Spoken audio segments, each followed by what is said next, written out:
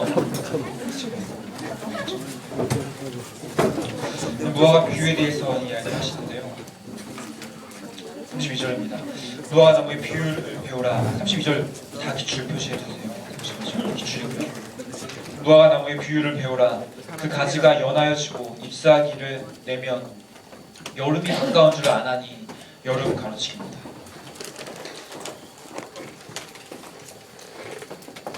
노아가 나무의 잎사귀만 봐도 계절을 알 수 있지 않냐. 33절 이와 같이 너희도 이 모든 일을 보거든 인자가 가까이 곧 눈앞에 이른 줄 알라. 무화과나무 잎을 보면서 시기가 계절이 언제가 됐는지 아는 것처럼 그런 시대적인 정황들, 난리와 난리 소문들을 듣게 되었을 때 그때 이제 인자가 오게 될 것을 알아라 말하고 있는 거죠. 34절 내가 진실로 너에게 말하노니 이 세대가 지나가기 전에 이 일이 다 일어나리라. 천지는 없어질지언정 내 말은 없어지지 아니하리라.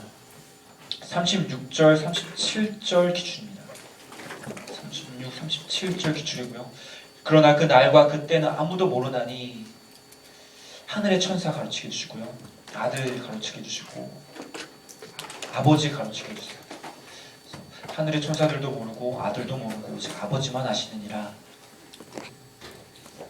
37절도 기출이고요. 노아의 때와 같이 인자의 임함도 그러하리라.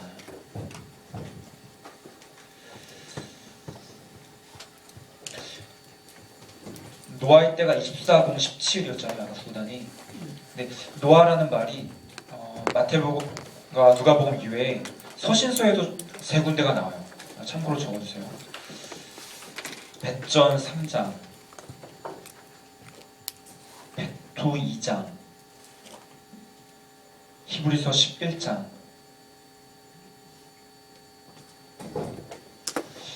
백전 3장, 백토 2장, 히브리서 11장. 노아하면 떠오르는 게 배죠.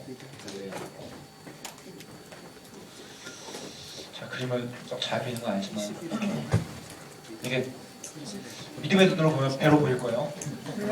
네. 노아가 배 앞과 뒤에서 희하고 있는 거예요. 배전, 배투, 희. 배 앞과 배 뒤에서 희하고 있는 거예요. 배 앞이 좀 무거워서 3장이고 뒤는 2장이고 희는 11장. 11장 이거는 아시잖아요. 그 믿음의 인물들 말할 때 나온 거니까. 그러니까 배전 3장, 배투 2장만 외워주신다면 히브리서 11장은 자연스럽게 한 번만 읽어봐도 알 수 있는 거죠. 히브리서 11장에 노아가 나오겠다. 배전 3장과 배투 2장, 히브리서 11장. 장은 모르더라도 책은 꼭 보셔야 돼요. 아, 노아가 어느 책에 나오는구나. 노아가 배를 딱 지어놓고 방주를 지어놓고 나서 만족스러운 거죠. 그래서 배 앞에 가서 한번 보고 배 뒤에 가서 한번 보고 희하고 있는 거죠. 배전, 배투, 희. 네. 저기 기억이 난다니까. 저것만 돼. 전달됐죠 지금? 네, 그래요. 아무튼 이렇게 보시면 되고요. 38절입니다. 홍수 전에 노아가 방주에 들어가던 날까지 사람들이 먹고 마시고 장가들고 시집가고 있으면서 홍수가 나서 그들 다 멸하기까지 깨닫지 못하였으니 인자의 임함도 이와 같으리라. 아, 이 말씀이 요즘은 좀 남다르게 다가오죠. 가까운 나라 일본에서 그런 일을 겪고 나니까 정말 그 직전까지만 해도 과연 방파제도 되게 높게 해놨다고 하잖아요. 10m짜리 방파제로 가로막았는데도 그걸 뛰어넘고 온 마을을 다 잠가버리는 걸 보고 났을 때 정말 그 노아의 홍수 때도 그러지 않았을까. 사람들이 노아가 아무리 홍수가 날 것이다 외쳐도 그냥 순간 오히려 좀 잘못 말할 뻔했어요. 순간 하고 쌩까고 그냥 막 자기 마음대로 살았던 거죠. 편집해주세요 이런 거. 그냥 노아가 전도하든 말든 쌩까고 자기 마음대로 사는 거죠. 점점 대담하게 말하고 있죠 저도.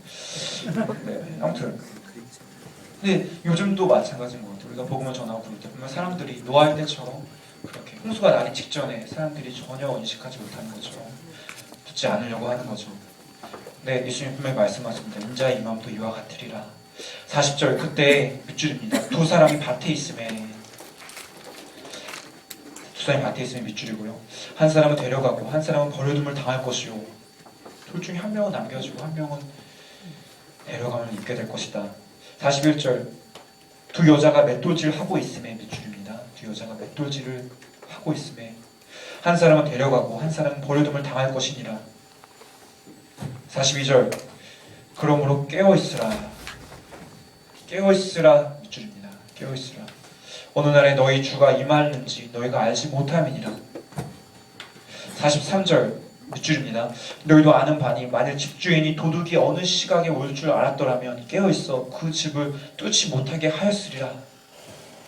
10명이 한 도둑을 못 잡는다 말하잖아요. 10주인이 한 도둑을 못 잡는다 얘기하는데 그만큼 도둑이 언제 올지 모르기 때문에 막지 못한다. 44절 이러므로 밑줄입니다. 너희도 준비하고 있으라. 생각하지 않은 때에 인자가 오리라. 인자 가로치기입니다. 인자 아무도 모를 때 올 것에 대해서 24장과 25장에서도 쭉 이어서 말하고 있죠. 45절 기출이고요. 충성되고 지혜 있는 종이 되어 주인에게 그 집 사람들을 맡아 때를 따라 양식을 나눠줄 자가 누구냐. 주인이 올 때 그 종이 이렇게 하는 것을 보면 그 종이 복이 있으리로다. 내가 진실로 너에게 이르노니 주인이 그의 모든 소유를 그에게 맡기리라. 48절 만일 그 악한 종이 악한 종 밑줄이고요. 누가복음에서는 그냥 종이라고 표현되어 있는데 마태복음에서는 악한 종이라고 표현되어 있습니다. 그 악한 종이 마음에 생각하기를 주인이 더디 오리라 하여 주인의 걸 마음대로 쓰는 거죠. 동료들을 때리며 동료들까지 때리는 거 정말 나빴네요. 동료들이랑 사이좋게 지내야지. 동료들까지 때리고 술 친구들과 더불어 먹고 마시게 되면 생각하지 않은 날 알지 못하는 시각에 그 종의 주인이 이르러 엄히 때리고 외식하는 자가 받는 벌의 처리니 기준입니다. 거기서 슬피 울며 이를 갈리라. 슬피 울며 이를 갈리라 쭉 나오고 있죠. 근데 이런 말씀을 25장에서는 세 가지 비유를 하세요. 1절에서는 열처녀 비유를 말씀하시고요. 1절 열처녀 비유 마특이고요. 14절은 달란트 비유, 달란트 슬러시 문화 비유, 달란트 문화 비유. 누가복음에서는 문화 비유를 말하고 있고요. 마태복음에서는 달란트 비유를 말하고 있습니다. 달란트 문화 비유. 구구단은 25:19입니다. 25:19. 달란트 문화 비유 25:19이고요. 31절 양과 염소 심판 비유. 31절 양과 염소 심판 비유.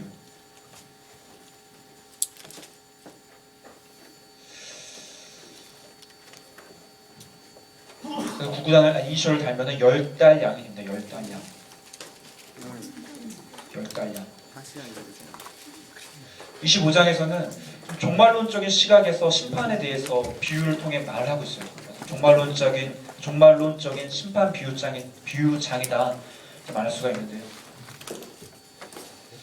그 앞에 무화과 나무 비유, 노아의 때 깨어있으라 이 내용을 쭉 이야기하면서 인자 임할 때를 우리가 알지 못한다. 그러니까 로또하는 심정으로 맞추지 말고 항상 깨어있으라 얘기를 하고 있죠. 1절 그때 천국은 마치 등을 들고 신랑을 맞으러 나간 열처녀와 같다 하리니 열처녀 기출입니다. 사실 그 열처녀 비유나 달란트 비유는 이 내용 자체에서 이게 비교하는 문제에 세밀한 거 잘 안 나와요. 그래서 밑줄이나 기출이 별로 없거든요. 다만 열처녀 비유와 달란트 비유가 25장에 나와 있다는 거 장을 꼭 외우세요. 이거는 10달 이거랑 비슷한 게 누가복음 15장에 양드아가 있는데 마태복음 25장과 누가복음 15장에 있는 거 꼭 보시기 바랍니다. 근데 이거 장제목만 보시면 이거 될 것 같은데 한번 제가 읽을게요. 그 중에 다섯은 밀어나고 밑줄입니다. 다섯은 밀어나고 다섯은 슬기 있는 자라. 왜 슬기 있고 밀어난지 얘기합니다. 3절 밀어난 자들은 등을 가지되 기름을 가지지 아니하고 기름 밑줄입니다. 기름을 가지지 아니하고 4절 슬기 있는 자들은 그릇에 기름을 담아 등과 함께 가져갔더니 5절 신랑이 더디움으로 다 졸며 잘세. 신랑이 늦게 오니까 언제 오나 기다리다가 다 졸며 잤어요. 6절 밤중에 소리가 나되 보라 신랑이로다 맞으러 나오라 하매 이에 그 처녀들이 다 일어나 등을 준비할세. 밀어난 자들이 슬기 있는 자들에게 이르되 우리 등불이 꺼져가니 너희 기름을 좀 나눠달라 하거늘. 9절 슬기 있는 자들이 대답하여 이르되 우리와 너희가 쓰기에 다 부족할까 하노니 차라리 파는 자들에게 가서 너희 쓸 것을 사라 하니. 좀 나눠주면 될 거를 사죠. 이 본문 볼 때마다 과연 이 사람들 슬기는 있지만 인덕은 없다 생각이 들어요. 그들이 살아간 사이 신랑이 오므로 준비하였던 자들은 함께 혼인잔치에 들어가고 문은 닫힌지라 그 후에 남은 처녀들이 와서 이르되 주여 주여 우리에게 열어주소서. 대답하여 이르되 진실로 너에게 이르노니 내가 너희를 알지 못하노라 하였느니라. 밑줄입니다. 그런즉 깨어있으라. 너희는 그날과 그때를 알지 못하느니라. 그러니까 이 내용은 어차피 비유니까 이 비유에서 말하려고 하는 내용이 중요한 거지 비유 자체가 중요한 건 아니에요. 그렇죠? 그러니까 뭐 제가 약간 농담으로 뭐 나눠주지 않았다, 뭐 치사하다 뭐 이렇게 얘기했는데 그건 중요한 게 아니에요. 그래서 말하려고 하는 게 중요한 거죠. 그러니까 저 사실 이 본문 보다가 그 생각도 들었어요. 졸면서 기름 아끼려면은 불을 끄고 자면 되잖아요. 불을 끄고 잤으면은 이렇게 되지 않았을 텐데 왜 불을 켜놓고 잤다가 이렇게 됐을까? 그래서 배경에서 찾아보다가 그 당시에 문헌을 보면은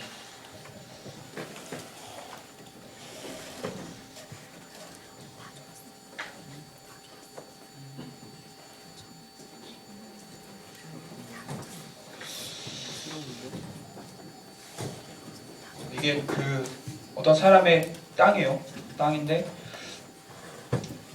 그 당시 그 유대인의 결혼식에서는 신랑이 신부 집에 찾아가는 게 관례였기 때문에 신랑이 올 때 집이 이쯤에 있다면 이제 오는 길목에 들러리들이 이렇게 맞이하는 사람들이 기다리고 있었다고 해요. 근데 주로 밤에 오기 때문에 밤에 올 때 등불을 들고 있으면은 그걸 환영한다는 거고 불을 끄고 있으면은 강도로 오해할 수가 있어서 나는 당신을 해할 목적이 없다라는 걸 증명하기 위해서 등불을 켜고 기다리고 있었다고 해요. 그래서 저처럼 엉뚱하게 불 끄고 기다리면 되지 그러면은 서로 불필요한 오해를 살 수가 있기 때문에 앞에서 이제 기다리고 있었던 거죠. 근데 와서 보니까 이때는 이제 오는 걸 봤을 때 머리서부터 걸어 소리 들었을 때 다섯 처녀들은 둘 다 졸았던 것에 대해서는 둘 다 똑같아요. 뭐 슬기 있는 자들이라서 안 졸았던 것도 아니고 예배 시간에 똑같이 졸 수 있죠. 예배 시간에 똑같이 졸 수 있지만 중요한 건 이제 준비를 하고 있으면 되는 거니까.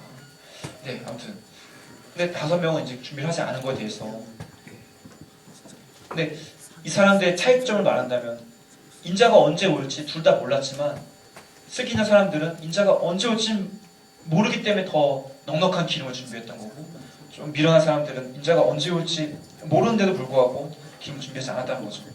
그러니까 그리스도의 재림에 대해서 우리가 언제 올 것이다라고 예측할 수는 없기 때문에 더 준비하고 깨어 있어야 될 것을 이 비유에서 말씀하고 있는 거죠. 그 때에 대해서 우리가 굳이 맞추려고 하고 미련한 자들은 이쯤이면 되겠지 자기 나름대로 생각을 한 거잖아요. 이쯤만 이 정도만 준비하면 그리스도의 재림에 대해서 나름대로 예측을 한 거죠. 로또를 하는 심정으로. 근데 그거에 대해서 예측하지 마라. 이 정도만 견디면 되겠지. 이 정도만 인내하면 되겠지 말할 수 있지만 그렇게 쉽게 예측하지 마라 얘기하고 있고요. 달란트 비유로 좀 이제 다음 비유로 넘어가고 있습니다. 달란트 문화 비유 두 가지 비유를 비슷한 본문이 마태복음에서는 달란트 비유다, 누가복음에서는 문화 비유다 얘기하고 있는데 14절 또 어떤 사람이 타국에 갈새 어떤 사람 타국 밑줄입니다. 그 종들을 불러 자기 소유를 맡긴 것 같으니 가면서 이제 그 자기 재산들을 관리해줄 사람들을 찾았어요. 각각 그 재능대로 한 사람에게 금 5달란트 밑줄이고요. 한 사람에게 2달란트, 한 사람에게 1달란트를 주고 떠났더니 5개, 2개, 하나를 주고 떠났습니다. 이 본문은 분명히 하나님께서 우리에게 맡겨주신 게 사람마다 다르다는 걸 말하고 있죠. 좀 기억력이 좋은 사람도 있어요. 정말 딱 보면은 1시간 공부해도 암송구절 한 10개 이상 외우시는 분들도 있고요. 그 정도면 좀 뻥이 심했다. 1시간에 암송 10개 외우면 더 뻥이 심했죠. 근데 아무튼 진짜 잘 외우시는 분들 있잖아요. 어떤 분들은 좀 시간이 더 필요하신 분들도 있어요. 저는 사실 후자거든요. 그러니까 네. 앞에서 제가 이렇게 들어서 강의를 하다 보니까 동기들이나 사람들이 제가 되게 난 잘하는 줄 알아요. 오해를 하세요. 근데 저도 새로운 거 받아들이는데 되게 느린 편이에요. 다만 한번 받아들이면 오래 기억할 뿐이지 제 걸 받아들이고 외우는데 굉장히 많은 시간이 필요한 사람이에요. 그래서 항상 스터디할 때 사람들이랑 암송구절 외우기 시작하면은 항상 저는 벌금 내고 주머니 털리고 그랬어요. 그래서 보면서 좀 약간 짜증도 나더라고. 쟤는 머리가 좀 좋은데 나는 왜 이렇게 못 외울까 그랬는데 중요한 건 이제 잘 외우는 것도 중요하지만 외우는 걸 안 까먹는 것도 중요한 거니까 그게 은혜였던 것 같아요. 그러니까 분명히 나와 다른 사람의 차이에 대해서 인정하는 건 중요하겠죠. 어떤 사람은 5달란트 받았고, 어떤 사람은 2달란트 받았고, 1달란트 받았고, 1달란트도 오늘날 시가로 따지면 6억 정도 된다고 말해요. 굉장히 큰 금액인데, 근데 6억이 절대 작은 금액은 아니죠. 16절 5달란트 받은 자는 바로 가서 그것을 장사하여 한 30억 갖고 있으니까 장사를 한 거죠. 또 5달란트를 남기고, 2달란트 받은 자도 그같이 하여 또 2달란트를 남기고, 18절 1달란트 받은 자는 가서 땅에 파고 그 주인의 돈을 감추어 두었더니, 이 사람도 장사를 하거나 일을 했으면 1달란트를 남겼을 텐데 그러지 않았다 얘기하고 있죠. 오랜 후에 그 종들의 주인이 돌아와 그들과 결산할세 5달란트 받았던 자는 5달란트를 더 가지고 와서 이르되 주인이여 내게 5달란트를 주셨는데 보소서 내가 또 5달란트를 남겼나이다. 성실하게 한 거죠. 그 주인이 이르되 기출입니다. 잘하여도다 착하고 충성된 종아 내가 적은 일에 충성하였음에 내가 많은 것을 내게 맡기리니 내 주인의 즐거움에 참여할지어다 하고 2달란트 받았던 자도 와서 이르되 주인이여 내게 2달란트를 주셨는데 보소서 내가 또 2달란트를 남겼나이다. 그 주인이 이르되 잘하여도다 착하고 충성된 종아 내가 적은 일에 충성하였음에 내가 많은 것을 내게 맡기리니 내 주인의 즐거움에 참여할지어다 하고 24절 기출입니다. 1달란트 받았던 자는 와서 이르되 주인이여 당신은 굳은 사람이라 심지 않은 데서 거두고 해치지 않은 데서 모으는 줄을 내가 알았으므로 굳은 가로치기입니다. 굳은 두려워하여 나가서 당신의 달란트를 땅에 감추어 두었었나이다. 보소서 당신의 것을 가지셨나이다. 그 주인이 대답하여 이르되 악하고 게으른 종아 나는 심지 않은 데서 거두고 해치지 않은 데서 모으는 줄을 내가 알았느냐. 그러면 내가 마땅히 내 돈을 취리하는 자들에게나 맡겼다가 내가 돌아와서 내 원금과 이자를 받게 하였을 것이니라 하고 28절 29절 밑줄입니다. 그에게서 그 1달란트를 빼앗아 10달란트 가진 자에게 주라. 무릇 있는 자는 받아 풍족하게 되고 없는 자는 그 있는 것까지 빼앗기리라.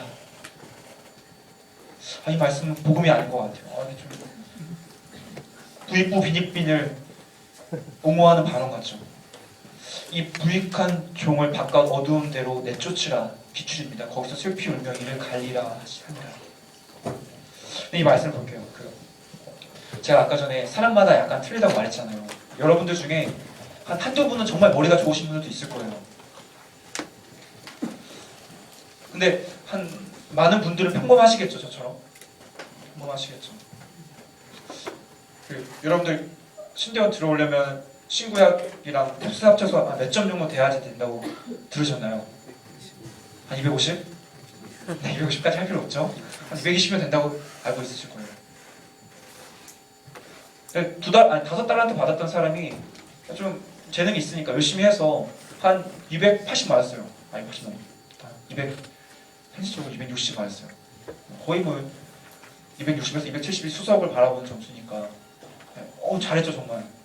그리고 한 2달란트 받았던 사람이 열심히 해서 한 240 맞았어요.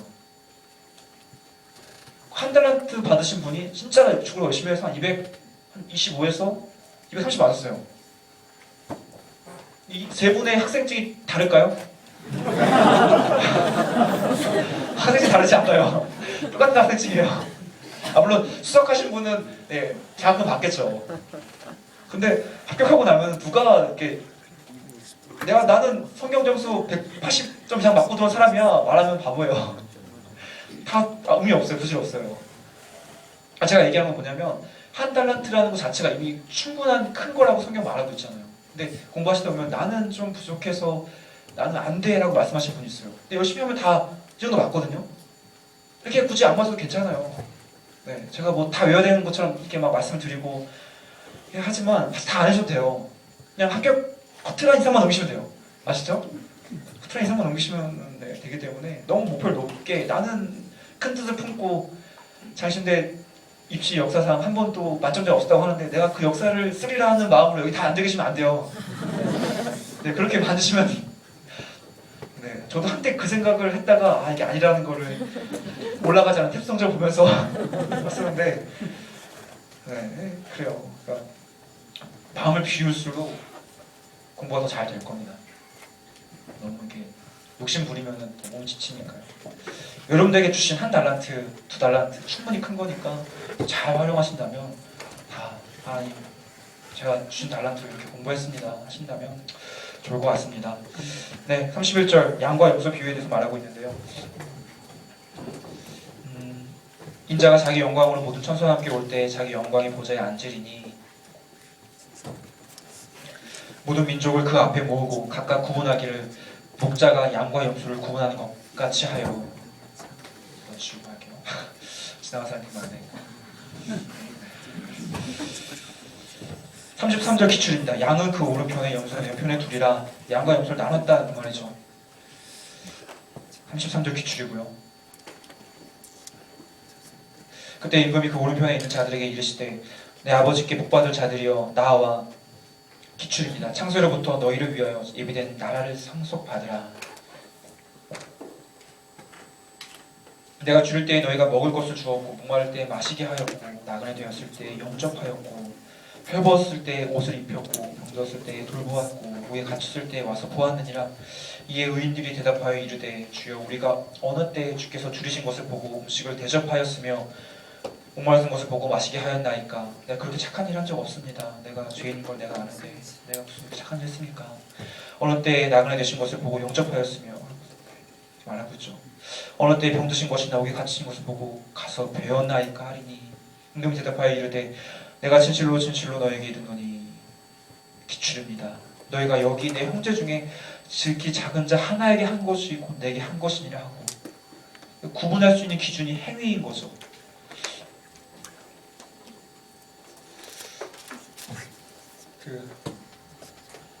누구죠?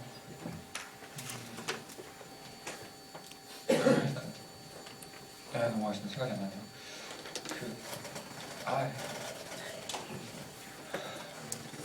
얼마 전에 들었던 말인데 러시아의 톨스토이 신학에서 보면은 러시아 종교의 그 신학이죠. 거기서 보면은 가난한 자와 헐벗은 자들은 하나님이 우리에게 보내주신 천사다. 그런 신학이 있다고 말해요. 톨스토이 문학 작품에 보면 그런 표현들이 많이 있다고 들었는데, 그러니까 우리 주변에 있는 도움이 필요하신 분들, 가난한 분들, 이분들은 그냥 가난하고 헐벗은 분들이 아니라 우리에게 구원에 이르고 하나님의 자녀라는 걸 증명할 수 있는, 보일 수 있는 그런 천사들이다 얘기하는데, 여러분들도 혹시 주변에 공부하시다가 조금 도움이 필요하신 분들 있으시면은 잘 정리된 것 다 드리시면서 보고 공부하라고 한다면 서로 윈윈할 수 있겠죠.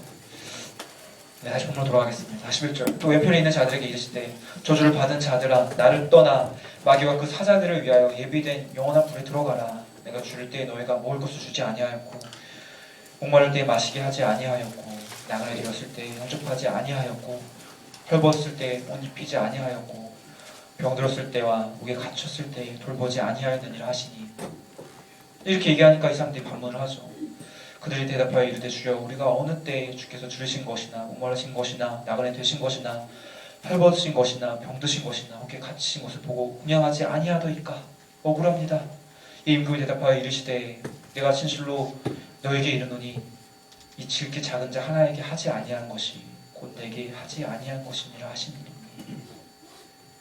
46절 기출입니다. 그들은 영벌에 의인들은 영생에 들어가니라.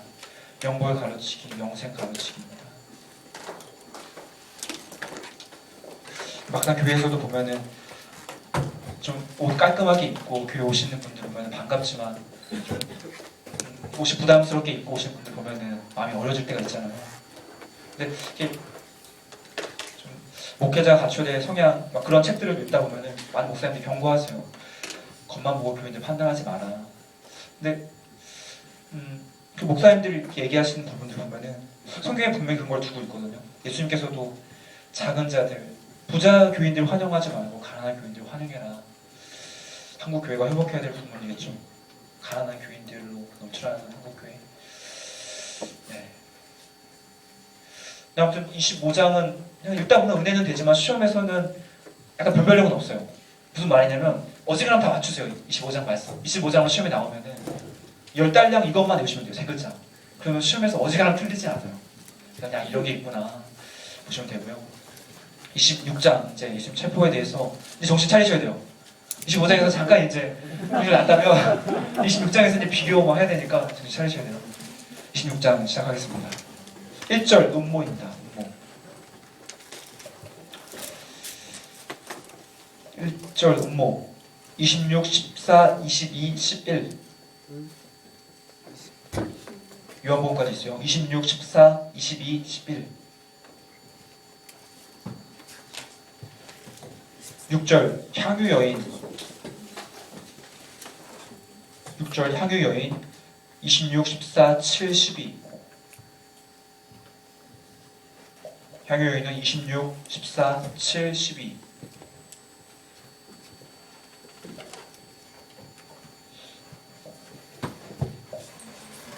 14절 유다 배반. 14절 유다 배반. 26, 14, 22. 26, 14, 22. 14절은 유다 배반. 26장, 14장, 22장. 17절 유월절 준비. 17절 유월절 준비. 구단 동일합니다. 26, 14, 22. 17절 6월절 준비. 26, 17, 22. 제가 뭐라고 했죠? 26, 14, 22. 26, 14, 22. 26, 14, 22. 옆에죠. 20절입니다. 유다에 대한 예언. 26, 14, 22, 13. 26, 14, 22, 13. 26절 성만찬. 26, 14, 22 고전 11장. 성만찬 말이죠. 유다 예언부터 봤어. 네, 근데 구단이 26, 14, 26 계속 중복되는 부분이 많았어요. 제가 그랬네. 천천히 할게요. 20절입니다. 유다에 대한 예언은요. 26, 14, 22를 계속 중복되죠. 이거는. 근데 요한복음 13장이 추가가 되어 있어요. 13까지 같이 읽고요. 26절에 성만찬. 성만찬은 26, 14, 22. 성만찬은 26, 14, 22입니다. 다 적으셨죠? 중간 점검할까요? 다 적으셨죠? 여기까지?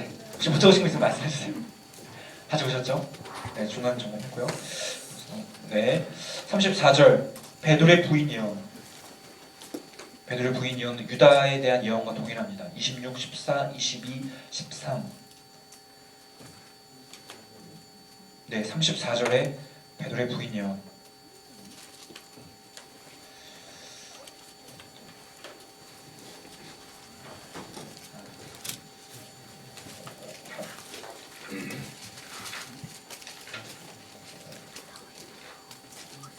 이거 34절 약간 30절 배 적어주세요. 30절 배. 제가 좀 베드로가 부인하는 그 장면이 34절에 부인의 예언하는 건 34절에 있는데요. 이 소달락으로 묶을 때는 34절보다는 31절부터 1절부터 1절부터 이렇게 묶어주시는 게 좋습니다.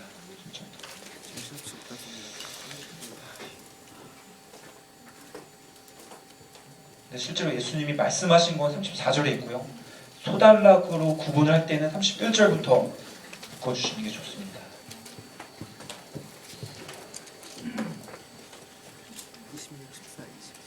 36절 겟셋만의 기도. 겟셋만의 기도 26, 14, 22. 26, 14, 22. 47절 체포. 26, 14, 22 한 세트죠. 이거는 요한복음 18장 체포. 47절에 26, 14, 22, 18.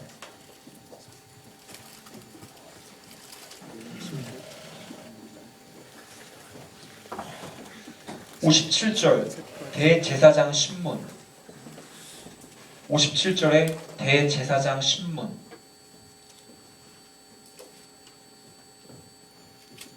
네, 이 신문이 아니고요. 신문하다 그거죠. 신문하다. 대제사장, 이거는 신문이 아니고요. 대제사장이 신문했다. 대제사장 신문. 26, 14, 22, 18. 14, 22, 18. 구구단이 규칙적이죠. 69절 베드로 부인 하는 사건도 26, 14, 22, 18장입니다. 26, 14, 22, 18장. 혹시 못 적으신 거 있나요? 없으시죠?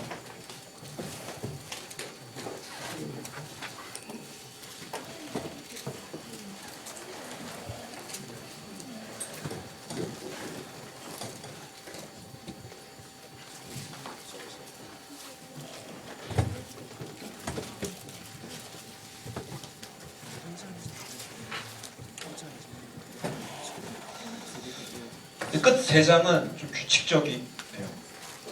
아까 제가 말씀드릴 때 예수님이 공생애를 할 때 예루살렘 입성 전까지는 공생애 초기 사건으로 묘사한 사건도 있고 후기 사건으로 묘사한 것도 있기 때문에 구구단을 보면서 이 사건을 어디에 기술했나를 비교를 했었는데 예수님 입성하신 다음부터는 규칙적이에요. 왜냐하면은 가장 많은 그 자료들이 남아 있었다고 해요. 성경을 만들 때 박복음서 기자들이 공동체가 성경을 편집을 하는 과정에서 가장 많은 자료가 있었다고요. 그래서 규칙적으로 배열이 되어 있고 순서도 거의 유사해요. 다만 어떤 걸 강조했냐에 따라서 뭐 누락되거나 추가되거나 그런 부분이 있긴 한데 아무튼 끝장을 기준으로 보면은 요한복음 21장이 끝이지만 21장은 별도의 장으로 구분되기 때문에 뺄게요. 그러면 요한복음 20장인 것처럼 보면은 마지막에는 부활하시죠. 이 장에서는 부활이 공통점이 있어요. 그리고 27장 끝에서 한 장 뺀 거. 근데 여기는 주로 십자가, 순환 그런 내용들이 다 있죠. 공통적으로. 그리고 끝에서 2장 간 거에서는 지금 체포되신 사건과 체포되신 직전에 뭐 일어났던 일들. 체포 전에 성만찬 사건을 하시고요. 겟세마네에서 기도하시고요. 누가 부인할 것이다. 베드로와 유다가 배반할 것이다. 예언하신 사건도 다 있죠. 그래서 이게 묶어주면 좋을 것 같습니다. 우선 끝에부터 부활, 십자가, 체포 해주신다면 12장을 이제 흐름 잡혀지는 거죠. 부분에 있는 거. 그래서 제가 26, 14, 22 이 말을 이번에 구구단에서 많이 얘기했잖아요. 근데 여기서 아까 전에 13장이 추가되어 있는 경우 같은 경우는 아까 그죠. 13장이 유다에 대한 예언과 그 베드로 부인 예언에서 성만찬이 마방 눈만 있잖아요. 그렇죠? 요한복음 없죠. 요한복음에서는 나중에 요한복음 할 때 하겠지만 그 식사하신 장면에 주목을 하지 않고 식사가 끝난 그 상황에 대해서 주목을 하고 있어요. 식사가 다 끝난 다음에 예수님의 제자들과 마무리 어떻게 하셨는가 거기에 주목을 하고 있는 장이 13장에 그 세정식 장면이 나오죠. 이 세정식 장면은 성만찬 사건이 있은 후에 그 식사가 끝난 다음에 했다. 그래서 그 자리에서 이제 여기서 베드로와 가룟 유다가 부인할 것을 예언을 한 게 요한복음 13장에 있는 거죠. 그래서 아까 26, 14, 22, 13장 구구단 얘기했던 거는 그 맥락이었고요. 나머지는 뭐 향유 여인에서는 26, 14, 7, 12 누가복음만 좀 특이하죠. 나머지는 다 예루살렘 입성하신 다음인데 누가복음에서만 갈릴리 사역 중에 이 사건이 벌어진 것처럼 기술을 하고 있습니다. 나머지는 뭐 비슷하고요. 다 구구단이 비교해 보시면은 체포, 신문 다 26, 14, 22, 18이죠. 부인 그런 내용들로 가구단 뭐 보시면 될 것 같고요. 이제 세부적으로 보겠습니다. 구구단 이니셜을 쓰면은 이니셜을 하면 음양, 배절, 유성, 예겟, 최신부죠. 음양, 배절, 유성, 예겟, 최신부. 음양, 배절, 유성, 예겟, 최신부.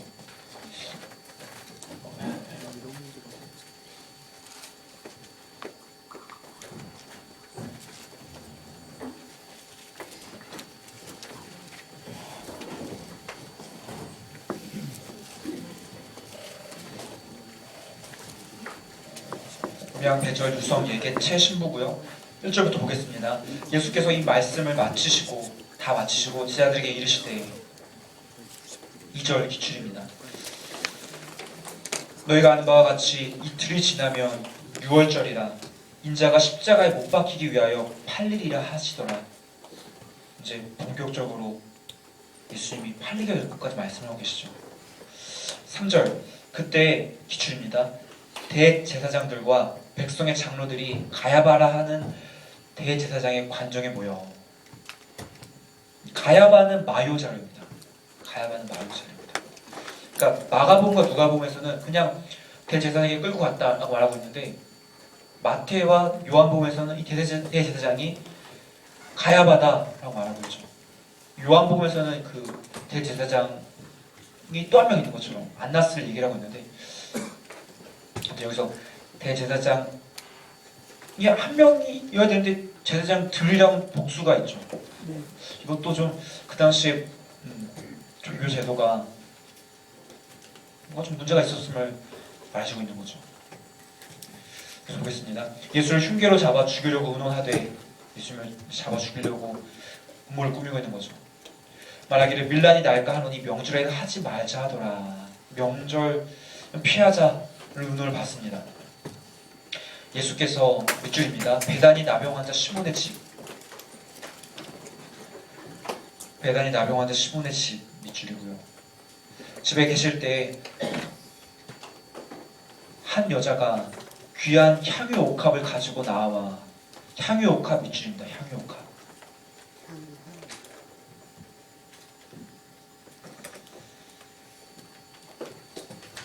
식사하시는 예수의 머리에 부으니 예수의 머리 밑줄입니다. 예수의 머리.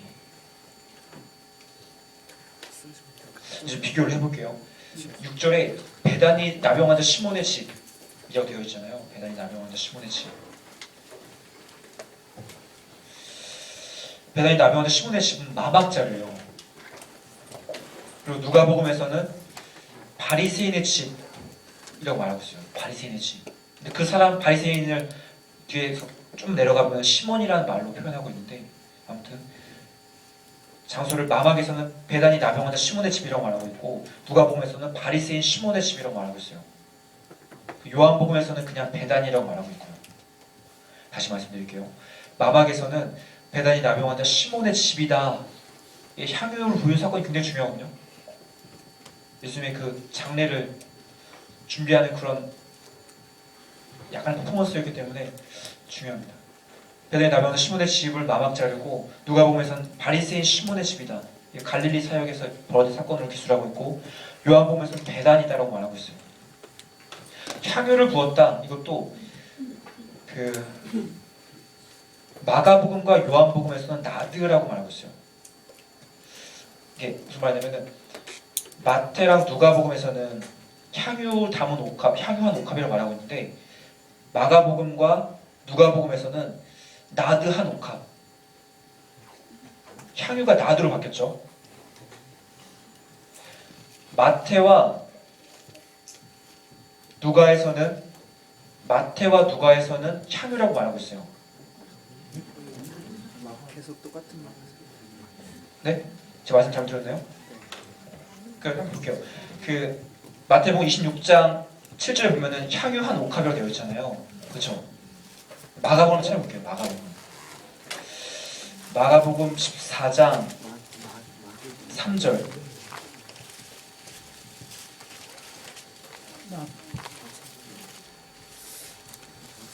여기 말씀 잘못 드렸네요. 향유 곧 나드한 옥합이라고 해서 나드란 말이 추가가 되었죠. 향유가 없어진 게 아니라. 그렇죠. 4절에 보면 향유 곧 순전한 나드한 옥합을 가지고 와서 나드란 말이 여기 추가가 되어 있죠. 요한복음 12장 3절에도 보면은 향유 곧 순전한 나드 한 근을 가져와서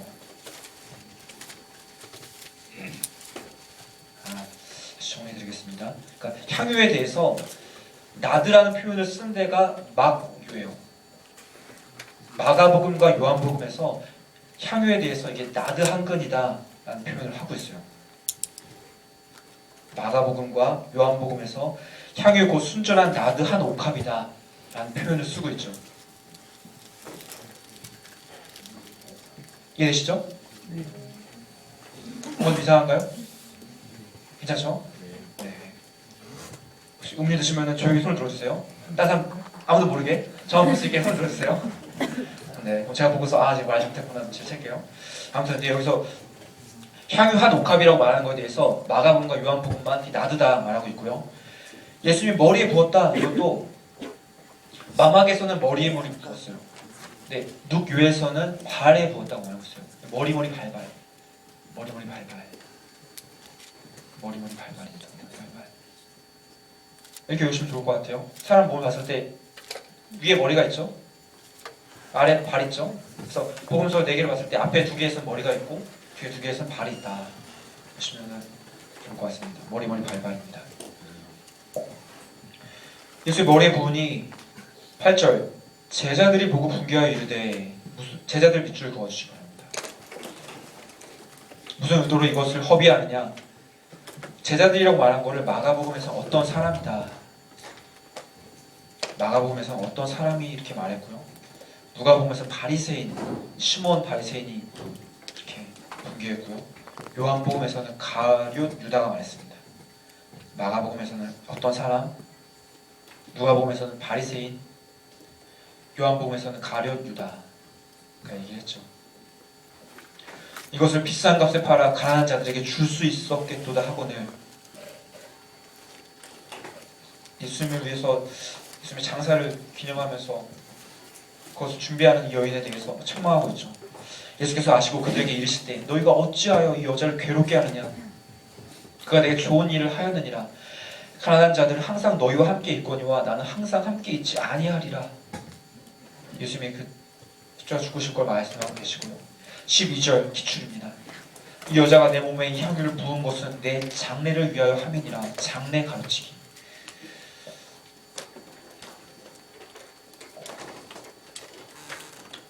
내가 진실로 너에게 이르노니 기출입니다. 온천하에 어디서든지 이 복음이 전파되는 곳에서는 이 여자가 행한 일도 말하여 그를 기억하리라. 그래서 복음서에 빠진 데가 없죠. 내 복음서 다 있습니다. 이거는. 그러니까 복음서 보면은 구구단을 배울 때 거의 3개가 많이 있잖아요. 2개, 3개가 많이 있는데 4개 있는 게 흔치 않거든요. 4개 있는 건 정말 그 중요한 사건이에요. 예를 들어 오병이어 사건. 사람들이 봤을 때 이거는 정말 쇼킹한 사건이다 하는 거는 다 기록을 했어요. 근데 이것도 예수님 이 말씀 때문인지 아무튼 복음서가 다 기록을 했죠.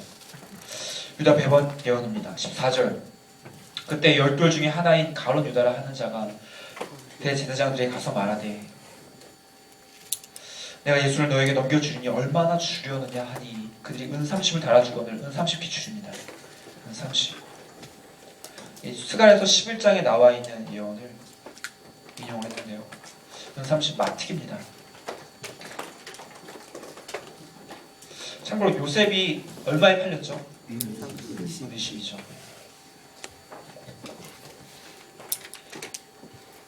은 30을 주는 걸로 거래를 합니다. 그가 그때부터 예수를 넘겨줄 기회를 찾더라. 예수님을 넘겨줄 기회를 찾는다는 것은 예수님을 모시고 가서 일단 하고 넘겨주는 그런 게 아니죠. 그러니까 사람들을 지금 바리새인들과 서기관들이 제일 두려워하는 건 민심이잖아요. 사람들 보는 앞에서 예수님을 잡지 않을 수 있는 그런 사람들의 눈을 피할 수 있는 거를 장소를 말해주길 바랬어요. 가룟 유다는 예수님의 가까이 있었기 때문에 언제 사람들과 분리되어 있는지, 언제 민심의 동요가 없을지를 알고 있어서 그거를 이제 정보를 제공해주는 조건으로 30을 받기로 거래를 합니다. 부당한 거래가 또 벌어지고 있죠. 17절 무교절의 첫날 밑줄입니다. 무교절의 첫날.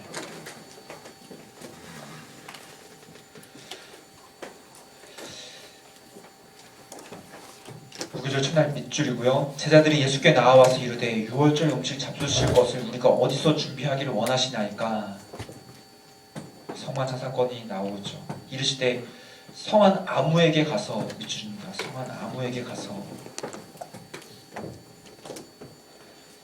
이르되 선생님 말씀이 내 때가 가까이 왔으니 내 제자들과 함께 유월절을 내 집에서 지키겠다 하시더라 하라 하시니 아무에게나 갔다 이 말을 막록에서는, 마가복음과 누가복음에서는 물 한 동이를 가지고 가는 사람이라고 말하고 있습니다. 물 한 동이를 가지고 가는 사람. 좀 더 구체적으로 말하고 있죠. 마태에서는 그냥 아무나 붙잡고 말해라. 막록에서는 물 한 동이를 가지고 가는 사람이라고 말하고 있습니다. 제자들이 예수께서 시키신 대로 하여 유월절을 준비하였더라. 저물 때 예수께서 12제자와 함께 앉으셨더니 그들이 먹을 때에 이르시되 내가 진실로 너에게 이르노니 너희 중에 한 사람이 나를 팔리라 하시니, 유다가 예수님 팔 것을 예언하고 있죠. 그들이 몹시 근심하여 각각 여짜오되 주여 나는 아니지요 막 얘기하고 있습니다. 대답하여 이르시되 밑줄입니다. 나와 함께 그릇에 손을 넣는 그가 나를 팔리라. 나와 함께 그릇에 손을 넣는 그가 나를 팔리라. 마방자료입니다.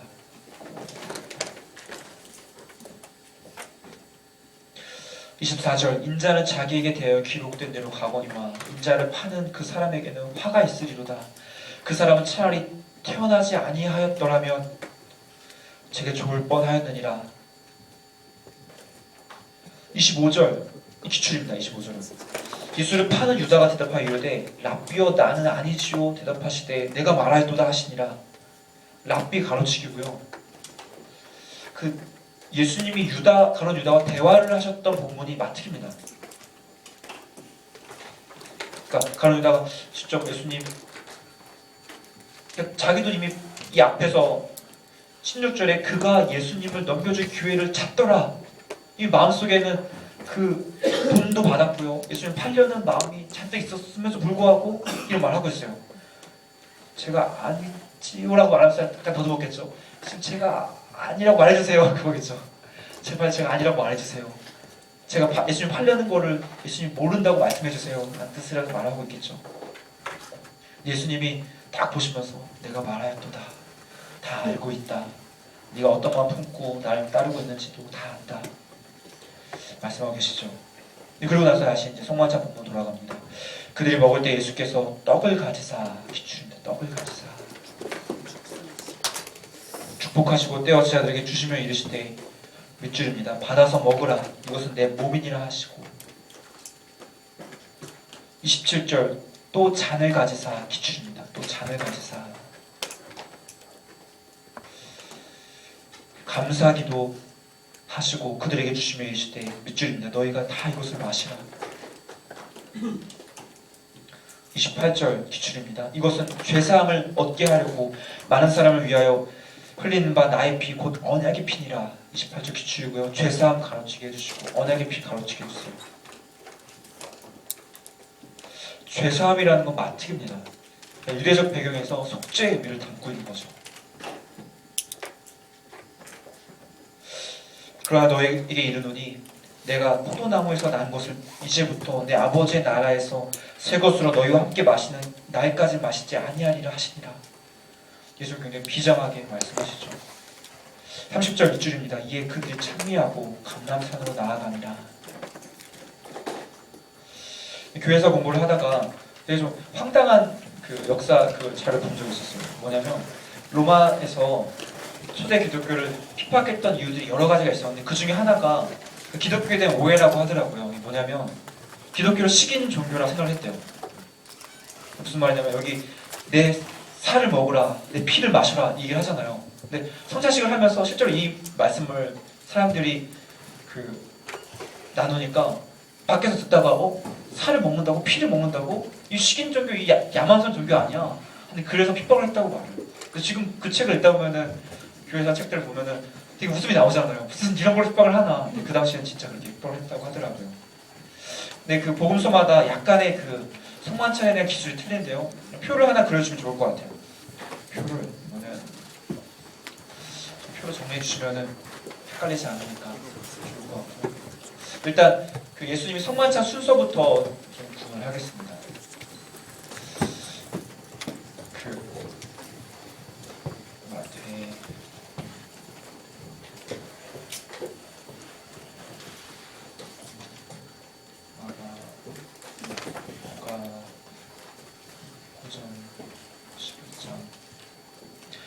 마태에서는 떡을 나누시고 잔을 주시거든요. 마가도 떡잔. 근데 누가복음에서는 잔을 먼저 주세요. 잔, 떡잔.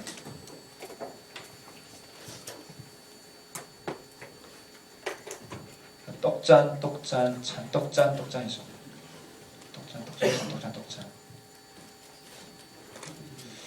마태복음에서는 그 성만찬에 대해서 이 죄사함이다 라는 말이 있습니다. 죄사함이다. 언약의 피다 라고 말하거든요. 근데 마가복음에서 죄사함이란 말은 없어요. 근데 언약의 피란 말은 같이 있어요. 언약의 피.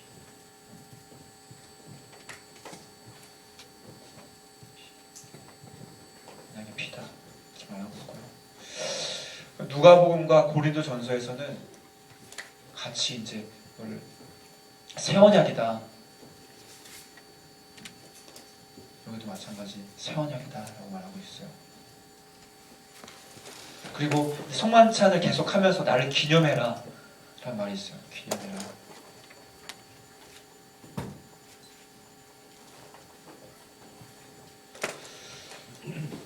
성만찬을 놓고서 가톨릭과 기독교의 이걸 다르죠.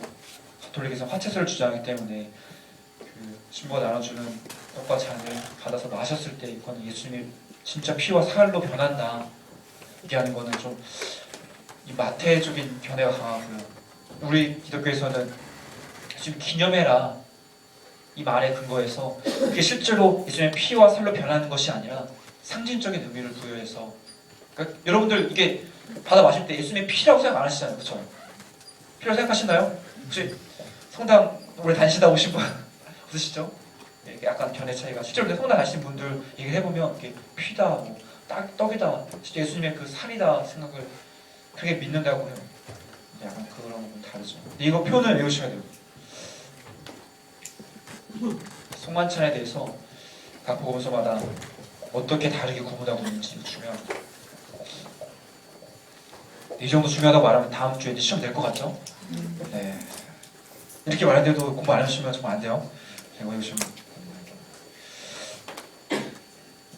이게 근데 찬미하며 감람산으로 나아가니라 얘기하고 있고요. 31절 그때 예수께서 제자들에게 이르시되 밑줄입니다. 오늘 밤에 너희가 다 나를 버리리라.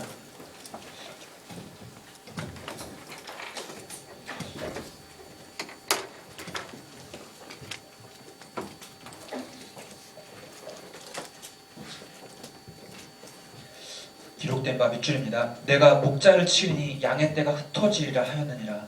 스가랴서 13장 말씀을 인용했죠. 양떼가 흩어질 것이다. 그러나 내가 살아난 후에 기출입니다. 너희보다 먼저 갈릴리로 가리라. 너희보다 먼저 갈릴리로 가리라. 갈릴리로 가겠다. 그 표현이 기출이죠.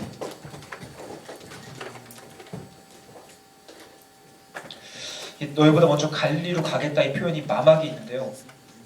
실제로 예수님이 부활하신 다음에 제자들이 예수님을 만나는 장소가 마태와 마가에서는 갈릴리로 묘사되어 있고요. 누가와 요한은 좀 약간 달라요. 누가는 예루살렘인 것처럼 되어 있고요. 요한복음은 좀 다르죠 또. 아무튼 그 갈릴리에서 예수님을 만났다는 게 마막입니다. 그래서 너희보다 먼저 갈릴리로 가리라. 부활하신 예수님이 제자들 만날 장소가 갈릴리라는 걸 암시하고 있죠. 베드로가 대답하여 이르되 모두 주를 버릴지라도 나는 결코 버리지 않겠나이다. 의협심에 불타는 베드로 수제자 어르신께서 말씀하고 계십니다. 예수께서 이르시되 그만해라. 그만하면 됐다 말씀하신 거죠. 내가 진실로 내게 이르노니 밑줄입니다. 오늘 밤 다 울기 전에 내가 3번 나를 부인하리라. 근데 이걸 마가복음에서는 닭이 2번 울기 전에 내가 나를 3번 부인하리라 말이 있어요.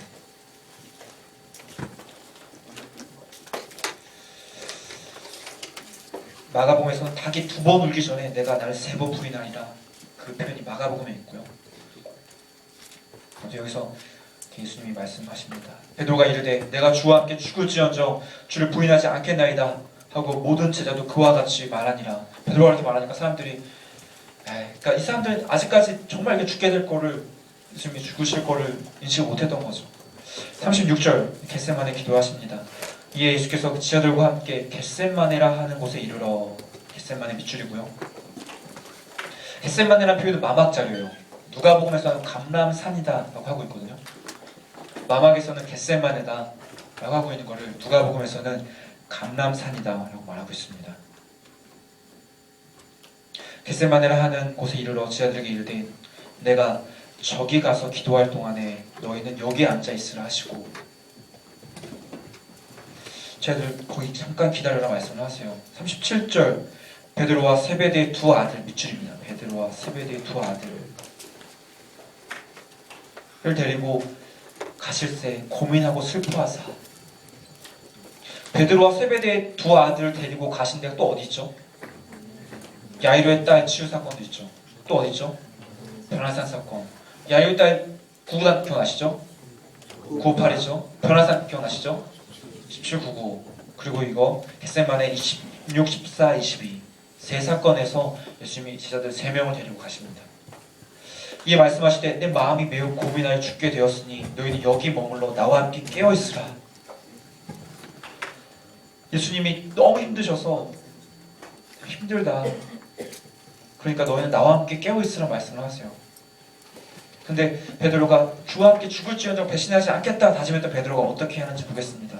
조금 나아가서 얼굴을 땅에 대시고 엎드려 밑줄입니다. 기도하여 이르시되, 옆에 기도 1이라고 적어주세요. 39절 옆에 기도 1. 그 뒤에 기도문도 밑줄입니다. 내 아버지여 만일 할만하시거든 이 잔을 내게서 지나가게 하옵소서. 그러나 나의 원대로 마시옵고 아버지 원대로 하옵소서. 이게 기도를 했어요. 근데 아무런 응답이 없었죠. 하나님은 침묵하십니다.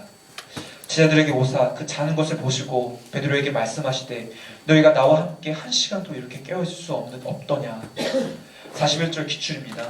시험에 들지 않게 깨어 기도하라. 마음에는 원이로되 육신이 약하도다.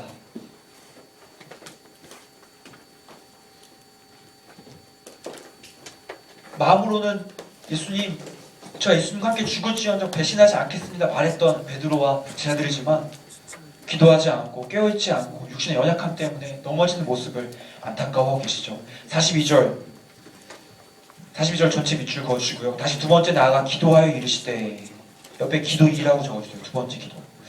기도문도 밑줄입니다. 내 아버지여 내가 마시지 않고 이 잔이 내게서 지나갈 수 없거든 아버지 원대로 되기를 원하나이다. 기도하고 났더니 또 하나님 침묵하세요. 43절 다시 오사 보신즉 밑줄입니다. 그들이 자니 이는 그들의 눈이 피곤함이로라. 너무 피곤했던 거죠. 피곤하면 자야 돼요. 혹시 지금 피곤하신 분은 15분 남았지만 가셔도 괜찮아요. 네, 안 가시지 아무도 감사합니다. 피곤하면 자야죠. 또 그들을 두시고 나아가 기출입니다. 세 번째 같은 말씀으로 기도하신 후, 세 번째 같은 말씀으로 기도하셨어요. 그러고 나서 하나님이 침묵하시는 그 음성에 대해서 하나님 뜻이 이것이구나 알게 되신 거죠. 이에 제자들에게 오사 이르시되 이제는 자고 쉬라. 보라 때가 가까이 왔으니 인자가 죄인의 손에 팔리느니라.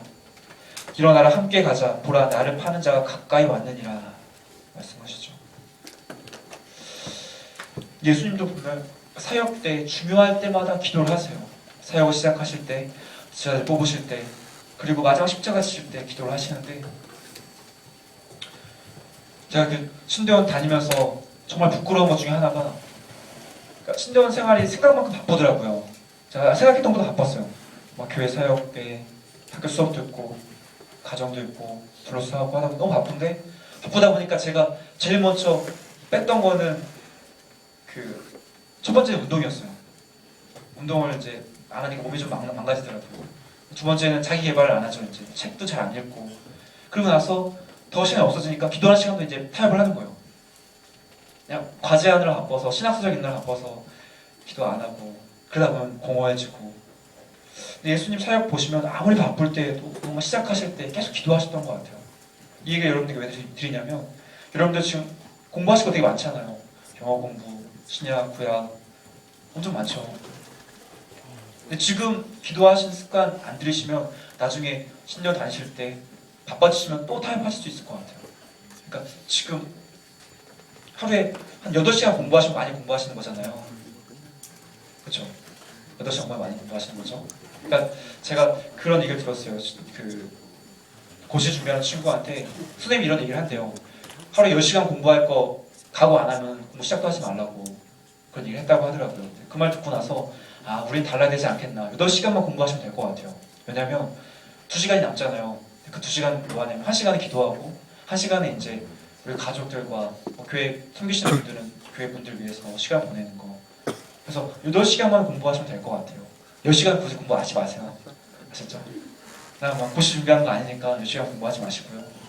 그냥 가급적이면 시간을 내어서 기도하시는 게 그게 결국은 맞는 것 같습니다. 이거는 저도 지금 다시 한번 노력해야 되는 부분이고요. 예수님의 사역을 보면은 기도가 우선이었던 것 같아요. 다시 본문을 보겠습니다. 47절 말씀하실 때 12 중에 하나인 유다가 왔는데 대제사장들과 백성의 장로들에게서 파송된 큰 무리가 칼과 몽치를 가지고 칼과 몽치 밑줄입니다. 칼과 몽치를 가지고 그와 함께 하였더라. 그러니까 얼마나 비인격적인 방법으로 예수님을 잡으러 왔는지 알 수 있죠. 칼과 몽치를 그 마막 룩에서 비슷한데 요한복음만 약간 틀려요. 요한복음은 등 횃불 무기라고 말하고 있습니다. 등 횃불 무기. 다 적으셨죠? 등 횃불 무기. 어디에서? 요한복음만 등 횃불 무기라고 말하고 있습니다. 예수님을 잡으러 온 사람들이 등과 횃불과 무기를 가지고 왔고요. 예수를 파는 자가 그들에게 군호를 짜 이르되, 그러니까 가룟 유다가 군호를 짰다는 건 신호를 보냅니다. 내가 입맞추는 자가 그인이 그를 잡으라 한지라 곧 예수께 나와 라비여 안녕하시옵나이까 하고 입을 맞추니 참 비극적인 상황이죠. 예수께서 이르시되 친구여 내가 무엇을 하려고 왔는지 행하라. 예수 이미 기도하시면서 하나님의 뜻을 이루는 것이 무엇인지 아셨기 때문에 너그럽게 제자에게 괜찮다 내가 뭘 하려고 왔는지 다 아는데 괜찮다 그냥 해라. 이렇게 말씀을 하고 계시죠.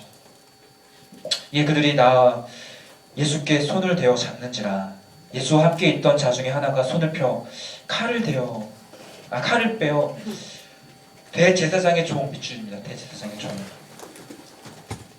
대제사장의 종을 쳐 그 귀를 떨어뜨리니 대제사장의 종 밑줄이고요. 그 귀 밑줄입니다.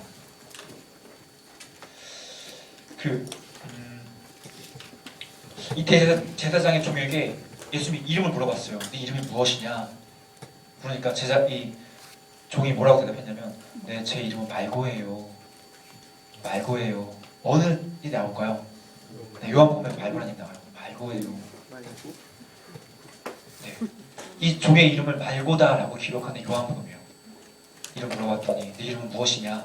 네, 말고예요. 그 귀를 떨어뜨렸다. 그 귀가 묘에서는 오른쪽 귀다라고 좀 구체적으로 기술하고 있어요. 오른쪽 귀다. 누가는 그 의사였다라고 우리가 알고 있잖아요.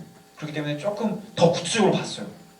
그냥 귀를 떨어뜨렸다라고만 다른 복음서는 보고 있는데 누가복음만 그 귀를 만져 고쳐주셨다라고 기술을 하고 있죠.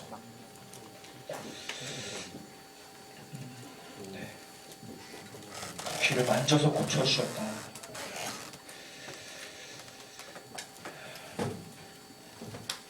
보겠습니다. 52절 예수께서 이르시되 내 칼을 도로 칼집에 꽂으라.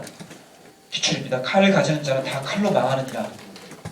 폭력은 어떻게 해서는 사용하지 마라 말씀하고 계신 거죠. 때로는 우리가 핍박을 받게 된다 할지라도 폭력을 사용하지 마라. 폭력은 교회가 할 게 아니다 말하고 있습니다. 너는 내가 네 아버지께 구하여 지금 기출입니다. 12군단 더 되는 천사 이를 보내시게 할 수 없는 줄로 아느냐. 군단이라는 개념 군대 갔다 오신 분들 아시죠? 네, 군단 굉장히 큽니다. 군단장 3스타 끝발있죠. 엄청난. 근데 군단이 12개면은 거의 뭐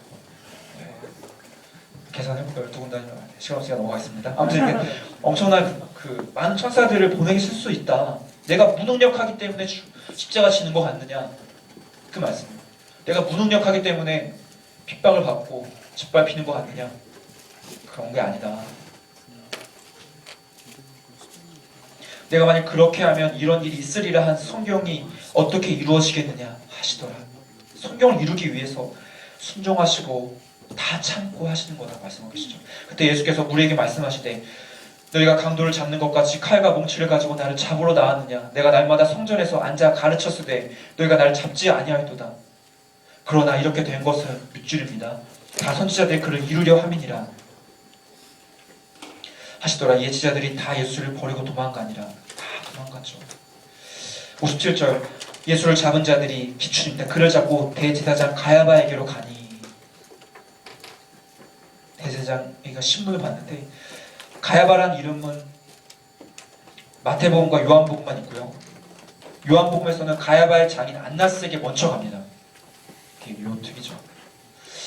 거기 서기관과 장로들이 모여있더라. 베드로가 멀찍이 예수를 따라 대제사장의 집들에까지 가서 그 결말을 보려고 안에 들어가 하인들과 함께 앉아있더라. 그래도 베드로는 끝까지 우리 예수님 그때는 내가 잠깐 무서워서 도망갔지만 그래도 미련이 남아서 예수님을 따라갔습니다. 59절 대제사장들과 온 공회가 예수를 죽이려고 그를 칠 거짓 증거를 찾음에 거짓 증인들이 많이 왔으나 얻지 못하였더니 후에 밑줄입니다. 두 사람이 와서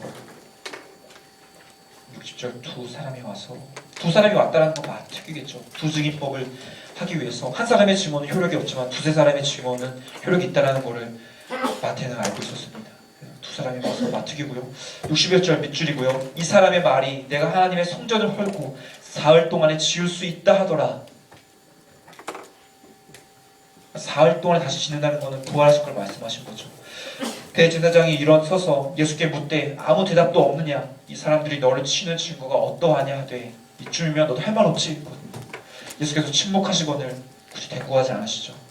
다 그냥 참으십니다. 대제사장이 이르되 내가 너로 살아계신 하나님께 맹세하게 하노니 내가 하나님의 아들 그리스도인지 우리에게 말하라. 예수께서 이르시되 내가 말하였느니라. 그러나 내가 너에게 이르노니 이후에 인자가 권능의 우편에 앉아있는 것과 하늘 구름을 타고 오는 것을 너희가 보리라 하시니 이에 대제사장이 자기 옷을 찢으며 이르되 그가 신성모독하는 말을 하였으니 밑줄입니다. 그가 신성모독하는 말을 하였으니 어째 너 증인을 요구하이리요. 보라 너희가 지금 이 신성모독하는 말을 들었도다. 예수님의 결국 죽이려고 하는 이유는 신성모독인 거죠. 엄밀히 말하면 신성모독은 명분이고 하나님의 하나님 되심을 말했는데 그것을 거부한 게 사람들의 욕심 때문에 거부한 게 죽인 이유였죠. 하지만 겉으로는 신성모독이라고 예수님을 비난을 합니다.